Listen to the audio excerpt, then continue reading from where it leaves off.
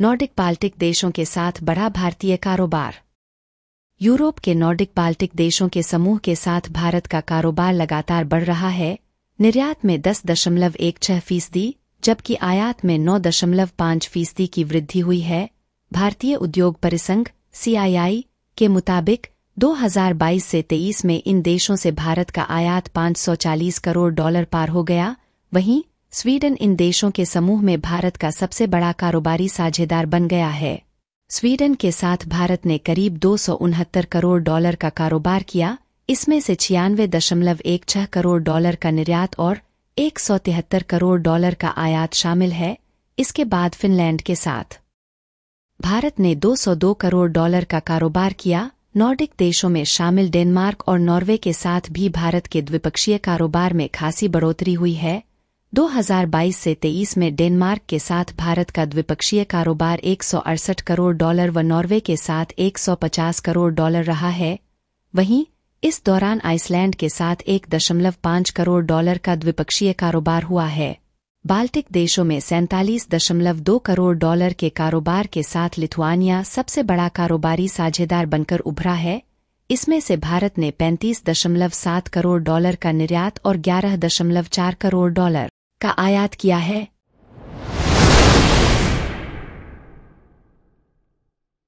रामलीला मैदान में विपक्ष का शक्ति प्रदर्शन।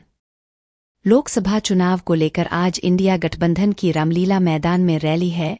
विपक्षी दलों के गठबंधन इंडिया गठबंधन की तरफ से आयोजित इस रैली में विपक्ष के कई बड़े नेता शामिल होंगे। इसे लेकर रामलीला मैदान में कड़ी सुरक्षा व्यवस्था की गई है। ट्रैफिक पुलिस ने दिशा निर्देश जारी किए हैं। दिल्ली ट्रैफिक पुलिस के अनुसार बाराखंभा रोड से गुरु नानक चौक तक Ranjit Singh flyover, Minto road से गोलचक्कर कमला मार्केट तक विवेकानंद मार्ग, हमदर्द चौक, दिल्ली गेट से गुरु नानक चौक तक JLN मार्ग पर यातायात की आवाजाही को नियंत्रित किया जाएगा और जरूरत पड़ने पर प्रतिबंधित भी किया जा सकता है। अजमेरी गेट, कमला मार्केट के चारों ओर से गुरु नानक चौक और VIP गेट के पास चमन लाल मार्ग, गुरु नानक चौक से तुर्कमान गेट तक भी यही स्थिति रहेगी। यह एडवाइजरी सुबह 9 बजे से दोपहर 3 बजे तक लागू रहेगी। राजघाट चौक, मिंटो रोड, DDU मार्ग, मिरार चौक, पहाड़गंज चौक, ए पॉइंट और दिल्ली गेट पर सुबह से डायवर्जन रहेगा। अंतर्राज्यीय बस अड्डा, रेलवे स्टेशन या हवाई अड्डे की ओर जाने वाले लोगों को सलाह दी गई है कि वे पर्याप्त समय लेकर घर से निकलें। उधर महारैली के लिए पुलिस ने व्यापक इंतजाम किए हैं। सभी गेट पर दिल्ली पुलिस के जवान के साथ अर्धसैनिक बल तैनात किए गए हैं।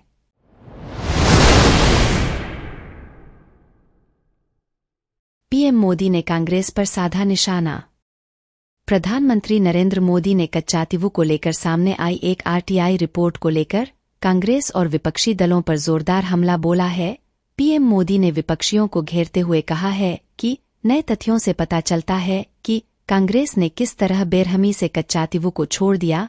इसने हर भारतीय को नाराज कर दिया है। भारत की एकता, अखंडता और हितों को कमजोर करना कांग्रेस का 75 सालों से काम करने का तरीका रहा है। PM मोदी ने सोशल मीडिया प्लेटफॉर्म X पर रिपोर्ट साझा की है। उन्होंने पोस्ट कर कहा, आंखें खोलने और चौंकाने वाला सच सामने आया है। नए तथ्यों से पता चलता है कि कांग्रेस ने किस तरह बेरहमी से कच्चातीवू को छोड़ दिया। इसने हर भारतीय को नाराज कर दिया है। हम कांग्रेस पर कभी भरोसा नहीं कर सकते। भारत की एकता, अखंडता और हितों को कमजोर करना कांग्रेस का 75 सालों से काम करने का तरीका रहा है।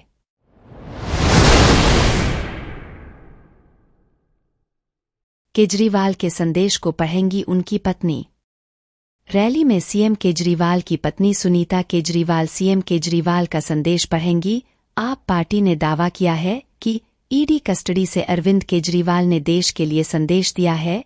लोकसभा चुनाव से पहले दिल्ली में इंडिया गठबंधन की आज रैली हो रही है। केजरीवाल की पत्नी सुनीता केजरीवाल रामलीला मैदान में विपक्षी नेताओं के साथ मंच पर मौजूद हैं।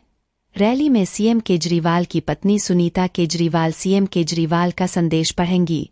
आप पार्टी ने दावा किया है कि ED कस्टडी से अरविंद केजरीवाल ने देश के लिए संदेश दिया है, जिसको उनकी पत्नी पूरे देश के सामने पढ़ेंगी। रामलीला मैदान इंडिया गठबंधन की रैली की जा रही है। समाजवादी पार्टी के प्रमुख और उत्तर प्रदेश के पूर्व मुख्यमंत्री अखिलेश यादव, कांग्रेस महासचिव प्रियंका गांधी वाड्रा, झारखंड मुक्ति मोर्चा नेता और पूर्व सीएम हेमंत सोरेन की पत्नी कल्पना सोरेन, दिल्ली के सीएम अरविंद केजरीवाल की पत्नी सुनीता केजरीवाल, महाराष्ट्र के पूर्व सीएम उद्धव ठाकरे व इंडिया गठबंधन के अन्य नेता मंच पर उपस्थित हैं।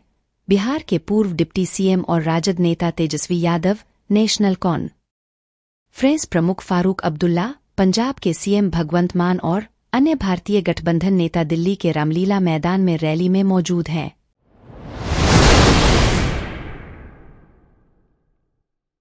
मनी लॉन्ड्रिंग के मामले में 3 और गिरफ्तार। प्रवर्तन निदेशालय ने मनी लॉन्ड्रिंग मामले में प्रतिबंधित पॉपुलर फ्रंट ऑफ इंडिया के 3 सदस्यों को गिरफ्तार किया है। सूत्रों के अनुसार गिरफ्तार किए गए सदस्यों की पहचान अब्दुल खादर पुत्तूर, अनशद बदरुद्दीन और फिरोज के तौर पर की गई है। गिरफ्तार किए गए सदस्यों को शनिवार को विशेष अदालत के समक्ष पेश किया गया।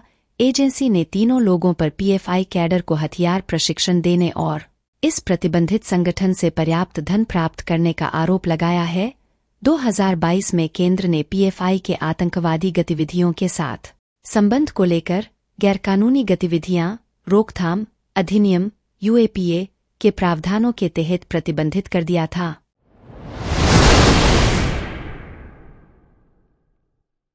वेतनभोगियों के मासिक कमाई में आई गिरावट।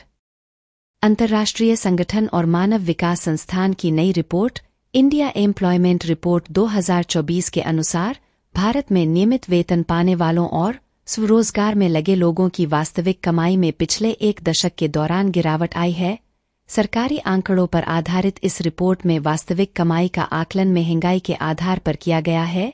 रिपोर्ट के अनुसार साल दर साल नियमित कर्मचारियों के औसत मासिक वास्तविक कमाई में लगातार गिरावट आई है।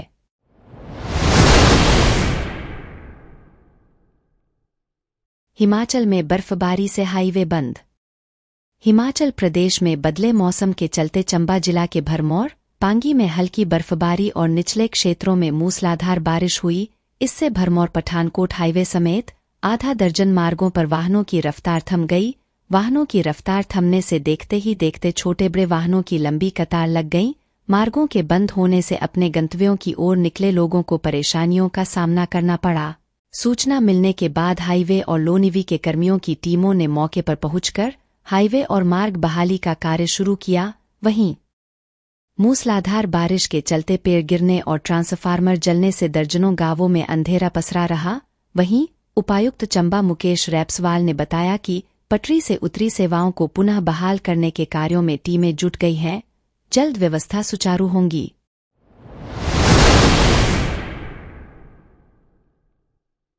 आकाश मिसाइल प्रणाली का सफल परीक्षण। भारतीय सेना की पश्चिमी कमान ने रविवार 31 मार्च को सतह से हवा में मार करने वाली आकाश मिसाइल प्रणाली का सफल परीक्षण किया है।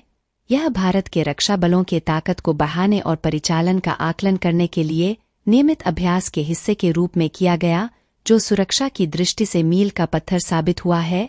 आत्मनिर्भर भारत पहल को बढ़ावा देने के लिए आकाश मिसाइल प्रणाली को रक्षा अनुसंधान और विकास संगठन द्वारा स्वदेशी रूप से डिजाइन और विकसित किया गया था। गौरतलब है कि आकाश मिसाइल डीआरडीओ द्वारा निर्मित एक मध्यम दूरी की सतह से हवा में मार करने वाली मिसाइल प्रणाली है। इसे integrated guided missile development programme के तहत विकसित किया गया था, जिसमें नाग, अग्नि और त्रिशूल मिसाइल और पृथ्वी बैलिस्टिक भारतीय वायुसेना और भारतीय सेना के लिए 2 मिसाइल संस्करण बनाए गए हैं। भारतीय सेना ने मई 2015 में आकाश मिसाइलों के पहले बैच को शामिल किया। पहली आकाश मिसाइल मार्च 2012 में भारतीय वायुसेना को सौंपी गई थी। मिसाइल को औपचारिक रूप से जुलाई 2015 में भारतीय वायुसेना में शामिल किया गया था।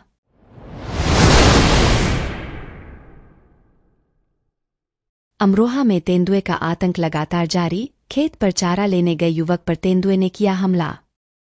चीख पुकार सुनकर आसपास काम कर रहे ग्रामीण लाठी डंडे लेकर पहुंचे। तेंदुए से युवक की बामुश्किल छुड़ाई जान। युवक गंभीर रूप से हुआ घायल। सूचना पर पहुंची वन विभाग की टीम तेंदुए को पकड़ने में नाकाम। थाना मंडी धनोरा के फंदेड़ी गांव का मामला।